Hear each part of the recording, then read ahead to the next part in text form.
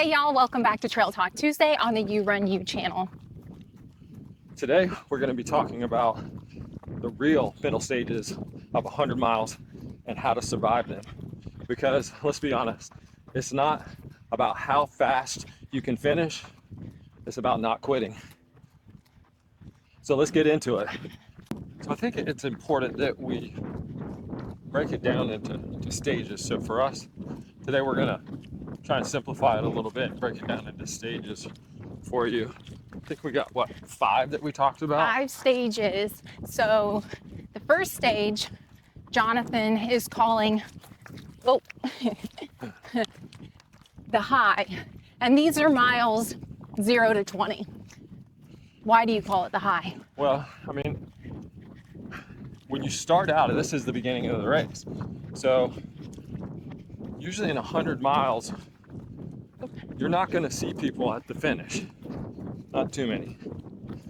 But when you start out, you're going to be with a large group of people. You're going to be, adrenaline's going to be pumping. You're going to be feeling fresh. And you're going to be surrounded with other people. People are going to be talking and encouraging each other. And I think this is kind of the mental trap as well, because if you don't make a decision within these first 20 miles to stick to your game plan and you lean into the excitement, you lean into the adrenaline pumping in those first 20 miles, you can be super high, feeling really good. You're trained up, your legs are not going to be really feeling any pain, more than likely just kind of getting into the flow. This is where you really need to focus, because the rest of the race can actually be won or lost in any one of these miles, but very critical in the first 20. So one thing that Jonathan always does, because he kind of lets the crew know, is where he's going to be at as far as his pace goes. He starts out with a game plan as far as, when I start out, I want to be at 11 or 12-minute miles. And that's so he can pay attention to that, because he doesn't want to start out too hot. Well, then it also gives me about a bit of accountability as well with my crew, because they know where I'm at. And if he comes flying through an aid station, we're like, whoa, buddy. That's right. Let's watch yourself. Remember, that's what crews are for. They're there to assist and to keep you in the game.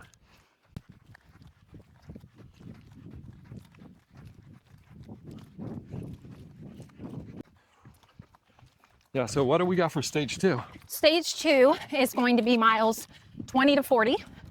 And that is reality check.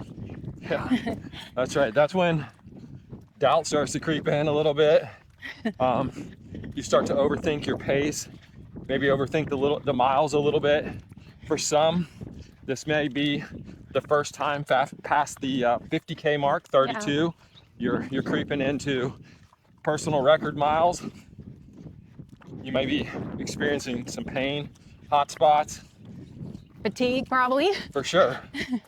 And this is where you need to focus, because you can overthink the whole process.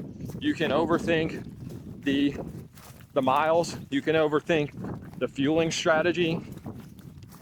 You may be experiencing some heat in the middle of the day here, and you're gonna have to go through that. The gels may be sitting a little heavy on your stomach, and you have to figure out, you have to troubleshoot what your body's going to respond to in a positive way and keep yourself moving.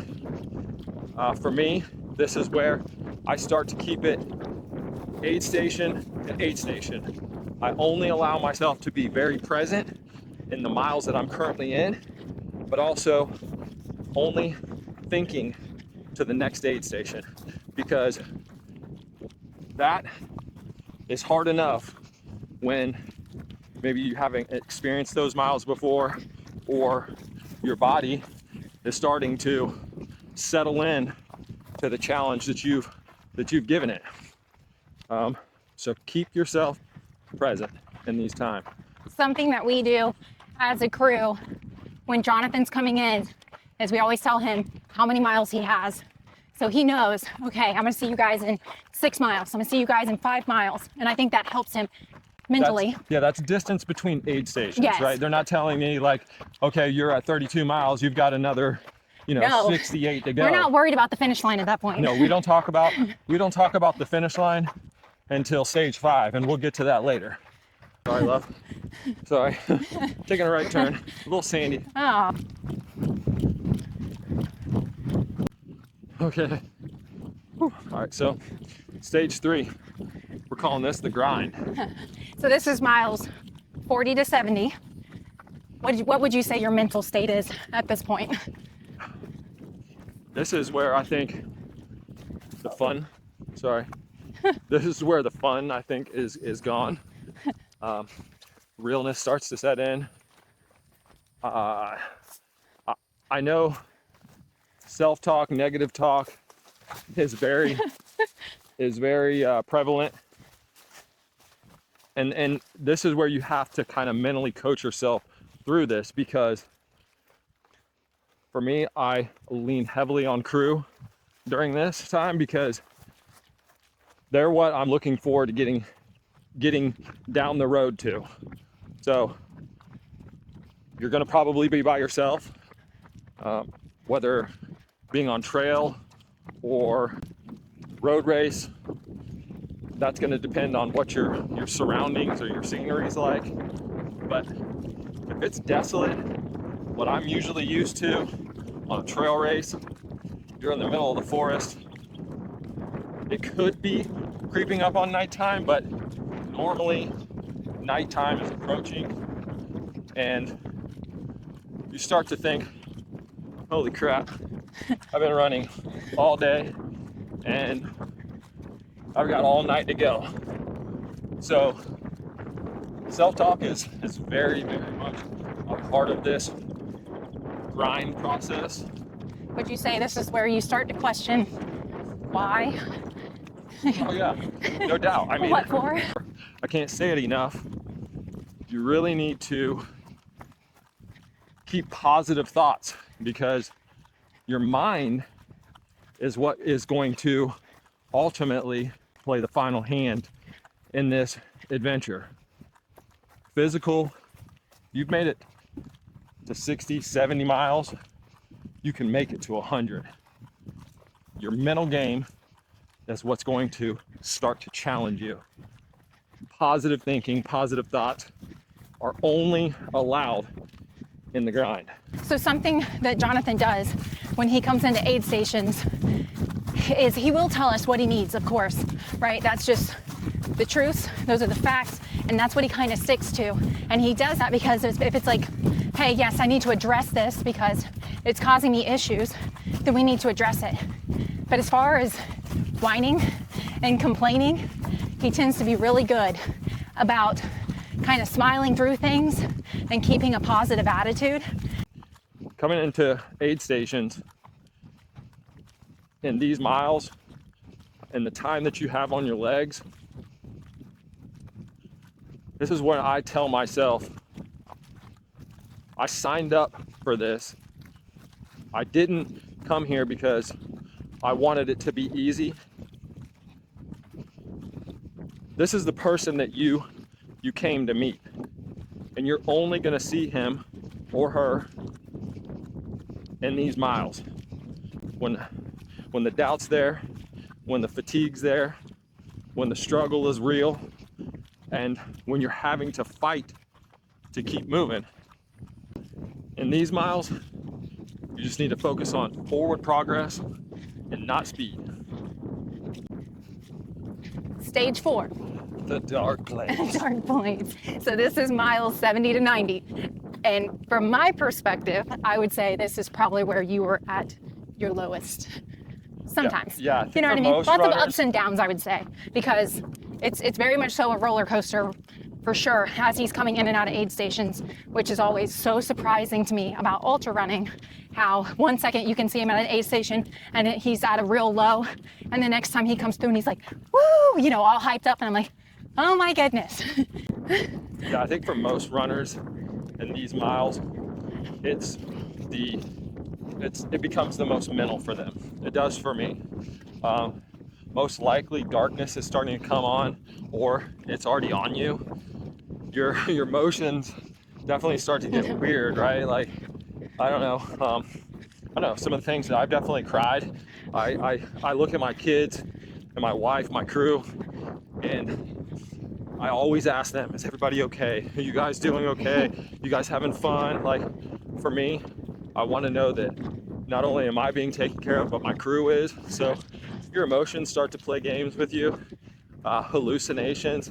And we talked about being out in the forest by yourself. I don't necessarily hallucinate like, you know, cats in the tree or some weird thing, but I've definitely felt that before or experienced that in some of these races where I've been thinking about something for a while, whether it be like seeing other people or noticing a specific type of animal, squirrels, things like that.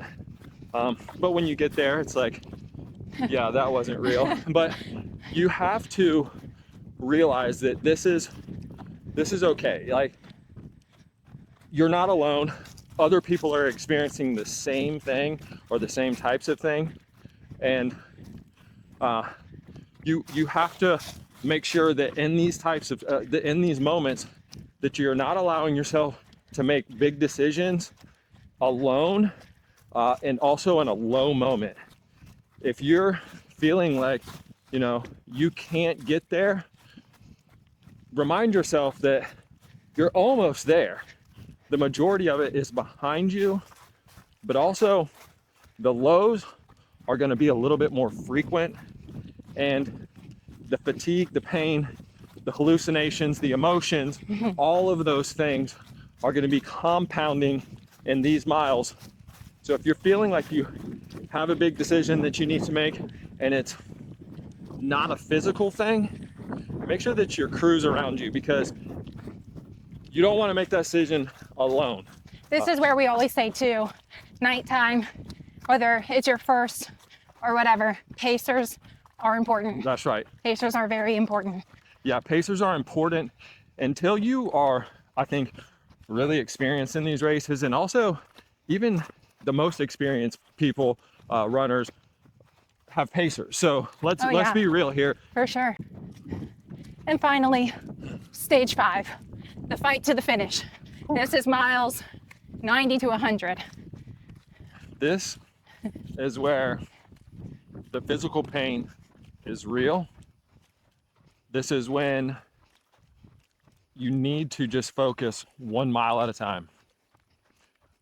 I do not allow myself to do this one thing the entire race until I'm fighting to the finish. And that's see myself finishing. This is where it's okay to visualize that finish. See yourself all the way through the end, because you didn't come this far to quit now. You didn't train all those weeks, all those months to stop 5, 10 miles out. Take it 1 mile at a time, sometimes one step at a time. Finish strong. See yourself with that buckle. Maybe see yourself with that PR. See yourself all the way across that finish mat and completing something that you've been fighting for an entire day. Some of us a day and a half, but months out working on something. And there's no better feeling than crossing that finish line and seeing your crew, your family, your friends, maybe yourself There's nothing like it. All right, y'all. If you take one thing from this, just remember, it's not your body that lets you finish the 100 miles. It's simply your mind that just refuses to quit. If you've ever experienced a dark place like this, drop us a comment. If you guys are training for 100 miles, let us know. Love to hear about your experience. Appreciate you guys coming along with us. We love you guys. We'll catch you on the next one. You run you.